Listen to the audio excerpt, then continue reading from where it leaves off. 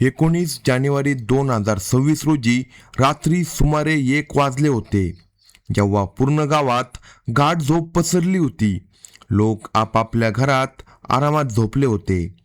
पण त्याच गावातील एका घराच्या आत काहीतरी असं घडत होतं ज्याची कुणी देखील कल्पना केली नव्हती. चारही बाजूंनी पूर्ण शांतता होती. कधी कधी कुत्र्यांच्या भुकण्याचा आवाज त्या शांततेला तोडत होता. पण एका घराच्या खोलीत वातावरण पूर्ण वेगळं होतं.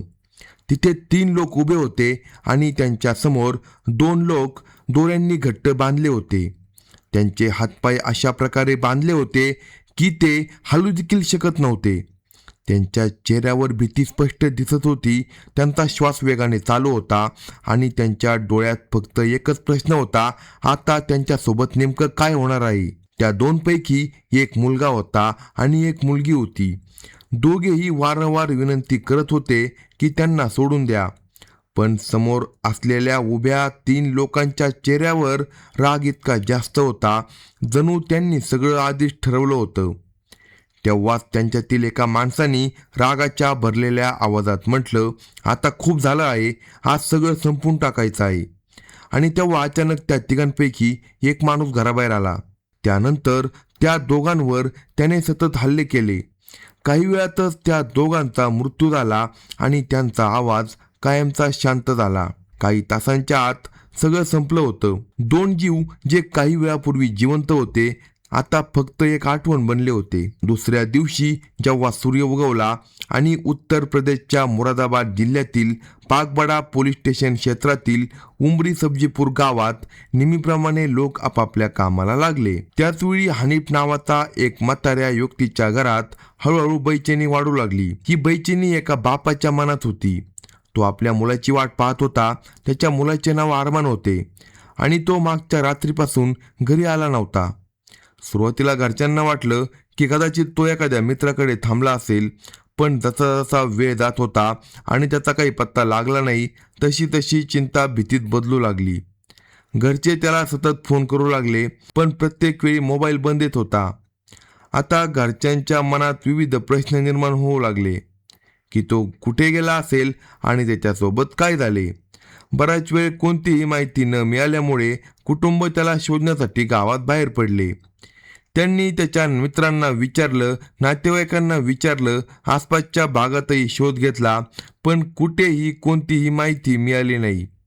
आता त्यांना वाटू लागलं की प्रकरण गंभीर आहे. शेवटी ते पोलीस ठाण्यात गेले आणि पागबडा पोलीस ठाण्यात जाऊन अरमान बेपत्ता असल्याची त्यांनी तक्रार दिली. अरमानचे वडील मोहम्मद हनीफ यांनी पोलिसांसमोर संशय व्यक्त केला. त्यांनी सांगितलं की त्यांना काजलचे वडील गणपत सैनी आणि त्यांच्या घरच्यावर संशय आहे. कारण त्यांचं म्हणणं होतं की ज्या रात्री अरमान गायब झाला होता, त्या रात्री गणपतच्या घरातून काही आवाज देखील आले होते. पोलिसांनी सुरुवातीला याला एक नॉर्मल बेपत्ता प्रकरण मानून तपास सुरू केला, पण हळूहळू काही अशा गोष्टी समोर येऊ लागल्या ज्यामुळे प्रकरण आता आणखी गंभीर होत गेलं होतं. त्याच गावात आणखी एक घर होतं जिथे एक विचित्र शांतता पसरली होती. हे घर गणपत सैनी यांचं होतं. जेव्हा पोलिसांनी गणपत आणि त्यांच्या घरच्यांची चौकशी केली, तेव्हा समजलं की गणपत सैनी यांची मुलगी काजल देखील त्याच रात्रीपासून गायब होती. पण तिच्या घरच्यांनी तिच्या बेपत्ता होण्याची कोणतीही तक्रार नोंदवली नव्हती. ही गोष्ट पोलिसांना थोडी संशयास्पद वाटली, कारण साधारणपणे जर एखाद्या घरातील मुलगी अचानक गायब झाली तर घरचे सर्वात आधी पोलिसांकडे जातात, पण इथे असे काही झालं नव्हतं. हीच ती जागा होती जिथून पोलिसांना संशय येऊ लागला की प्रकरण फक्त बेपत्ता होण्याचे नाही, तर यामागे काहीतरी वेगळं लपलेलं असेल. पोलीस गावात गेले आणि लोकांची चौकशी सुरू केली. हळूहळू गावकऱ्यांनी सांगायला सुरुवात केलं की अरमान आणि काजल एकमेकांना ओळखत होते आणि त्यांच्यामध्ये बराच वेळापासून प्रेमसंबंध चालू होते. हे ऐकताच पोलिसांचा संशय आणखी वाढला, कारण 2 लोक एकत्र गायब झाले होते आणि दोघांमध्ये शरीर संबंध देखील होते. पोलिसांनी काजलच्या घरच्यांची कडक चौकशी सुरू केली. सुरुवातीला त्यांनी प्रत्येक प्रश्नांचे उत्तर टाळण्याचा प्रयत्न केला. जेव्हा पोलिसांनी चौकशी आणखी कडक केली, तेव्हा शेवटी काजलचे 3 भाऊ कोसळले आणि त्यांनी जे सत्य सांगितलं ते ऐकून पोलीसही काही क्षणासाठी स्तब्ध झाले. त्यांनी कबूल केलं की त्यांनीच अरमान आणि स्वतःची बहीण काजल यांची हत्या केली आहे आणि दोघांचे मृतदेह गावापासून दूर गागन नदीच्या काठी पुरले आहे.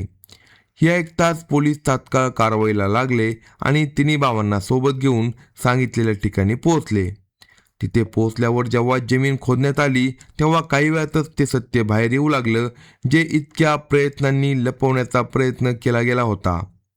माती घालून सर्वप्रथम एक पोतं दिसलं, मग दुसरं आणि दोन्ही पोते बाहेर काढण्यात आली. आणि जेव्हा ते पोते उघडले गेले तेव्हा तिथे तेच दोन लोक होते ज्यांचा शोध संपूर्ण गाव घेत होतं, अरमान आणि काजल. हे दृश्य इतकं भयानक होतं की तिथे उपस्थित प्रत्येकजण काही क्षणासाठी शांत झाला होता. ही बातमी संपूर्ण गावात आगीसारखी पसरली आणि बघता बघता घटनास्थळी लोकांची गर्दी जमू लागली. प्रत्येकजण हैराण झाला होता. कुणीही विश्वास ठेवू शकत नव्हतं की एकाच गावात राहणारे दोन लोक असे काही करू शकतात. पोलिसांनी तात्काळ दोन्ही मृतदेह ताब्यात घेतले आणि पुढील कारवाई सुरू केली. तिन्ही भावांना अटक करण्यात आलं आणि त्यांची सतत चौकशी सुरू झाली. 3 डॉक्टरांच्या टीमने अरमान आणि काजल यांचे पोस्टमॉर्टम केले. पोस्टमॉर्टममध्ये काजलच्या शरीरावर 9 जखमा आणि अरमानच्या शरीरावर 7 जखमा असल्याची पुष्टी झाली. त्यांच्या जखमा हे सांगत होत्या की त्यांच्यासोबत अत्यंत क्रूरता करण्यात आली होती. पण अजूनही एक प्रश्न बाकी होता की शेवटी ती कोणती कारणे होती ज्यामुळे या घटनेला जन्म मिळाला आणि कसं एक साधं प्रेम इतका मोठा गुन्हा बनला. या संपूर्ण घटनेला समजून घेण्यासाठी आपल्याला थोडं मागं जावं लागेल. उत्तर प्रदेशच्या मुरादाबाद जिल्ह्यातील पाकबडा पोलीस स्टेशन क्षेत्रातील उमरी सब्जीपूर गावात अरमान आणि काजल आपल्या कुटुंबासोबत राहत होते. दोघांची घरे एकमेकांच्या जवळ होती आणि एकाच गल्लीत असल्यामुळे ते लहानपणापासून एकमेकांना ओळखत होते. सुरुवातीला त्यांचे नाते पूर्णपणे नॉर्मल होतं. तसं गावातील इतर मुलामुलींचे असते, फक्त ओळख होती. कधी कधी बोलणं व्हायचं, पण हळूहळू ही छोटी छोटी बोलणी मैत्रीत बदलू लागली आणि मग ही मैत्री कधी प्रेमात बदलली याची जाणीव कदाचित त्या दोघांनाही झाली नाही. आता ते संधी मिळताच एकमेकांसोबत बोलू लागले, कधी रस्त्यात, कधी एखाद्या बहाण्याने, आणि हळूहळू त्यांच्यामध्ये असे नाते तयार झाले ज्यात ते एकमेकांशिवाय स्वतःला अपूर्ण समजू लागले. पण त्यांच्या या कहाणीतील सर्वात मोठा अडथळा हा होता की दोघे वेगवेगळ्या धर्माचे होते आणि एका छोट्या गावात ही गोष्ट खूप मोठी मानली जाते. तिथे लोकांची विचारसरणी अनेकदा समाज आणि परंपरांच्या चौकटीत अडकलेली असते. अशा परिस्थितीत अशा प्रकारचे नाते लोकांना मान्य नसते. हळूहळू गावातील लोकांना त्यांच्याबद्दल माहिती होऊ लागली आणि काही काळातच ही गोष्ट काजलच्या घरी पोहोचली. जेव्हा तिच्या भावांना या नात्याबद्दल समजलं तेव्हा त्यांना हे अजिबात आवडलं नाही. त्यांनी काजलला समजावण्याचा प्रयत्न केला, तिला रागावलं देखील आणि अनेकदा तिला सांगितलं की ती अरमानला भेटणे थांबवावे. पण काजल आपल्या निर्णयावर ठाम राहिली, कारण तिच्यासाठी हे फक्त एक नातं नव्हतं, तर ते तिचं खरं प्रेम होतं. दुसऱ्या बाजूला अरमानच्या कुटुंबाला देखील याबद्दल माहिती मिळाली होती. त्यांनीही अरमानला समजावलं की हे नाते पुढे जाऊन अडचणी निर्माण करेल, पण जेव्हा त्यांनी पाहिलं की तो ऐकत नाही तेव्हा त्यांनी त्याला कामाच्या बहाण्याने दुबईला पाठवलं आणि तो दुबईमध्ये टाईल्स बसवण्याचे काम करू लागला. इकडे काजल एका खाजगी शाळेत मुलांना शिकवण्याचे काम करू लागली. घरच्यांना वाटत होतं की अंतर वाढल्याने हे नाते आपोआप संपेल. काही काळासाठी तसं वाटलं देखील की कदाचित सगळं ठीक होईल, कारण अरमान गावापासून दूर गेला होता. पण प्रत्यक्षात तसं झालं नाही. अंतराने त्याच्या प्रेमाला संपवलं नाही, तर आणखी मजबूत केलं. अनेक वर्षे गेली, पण अरमानच्या मनात काजलची जागा तशीच राहिली. तो जेव्हा कधी गावात येत होता तेव्हा कोणत्या ना कोणत्या प्रकारे तिची भेट घेण्याचा प्रयत्न करायचा आणि काजल देखील त्याला विसरू शकली नाही. वेळेनुसार त्यांच्या नात्यातील जवळीक आणखी वाढत गेली. मग 2025मध्ये अरमान कायमचा गावात परत आला. आता त्यांना भेटण्यासाठी जास्त संधी होत्या, पण धोका देखील तितकाच वाढला होता, कारण आता गावकऱ्यांची नजर त्यांच्यावर आधीपेक्षा जास्त होती. अरमानने कसा तरी काजलचा नवीन मोबाईल नंबर मिळवला आणि दोघे पुन्हा बोलू लागले. आता त्यांच्या बोलण्यात भविष्याचे स्वप्न देखील जोडलं गेलं होतं. ते एकत्र आयुष्य जगण्याचा विचार करू लागले होते, पण त्यांना हे देखील माहीत होतं की त्यांचा मार्ग सोपा नाही, म्हणून ते लपून छपून भेटत होते.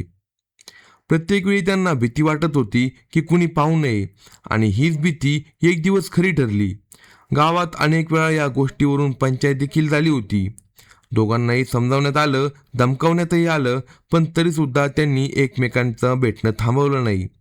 काजलच्या भावासाठी ही गोष्ट सतत रागाचे कारण बनत होती. त्यांना वाटत होतं की त्यांच्या इज्जतीवर प्रश्न उभा राहतो आहे, आणि हळूहळू हा राग त्यांच्या आत साठत गेला, जो बाहेर पडण्याची संधी शोधत होता. मग आला तो दिवस ज्याने या संपूर्ण घटनेला कायमचे बदलून टाकले.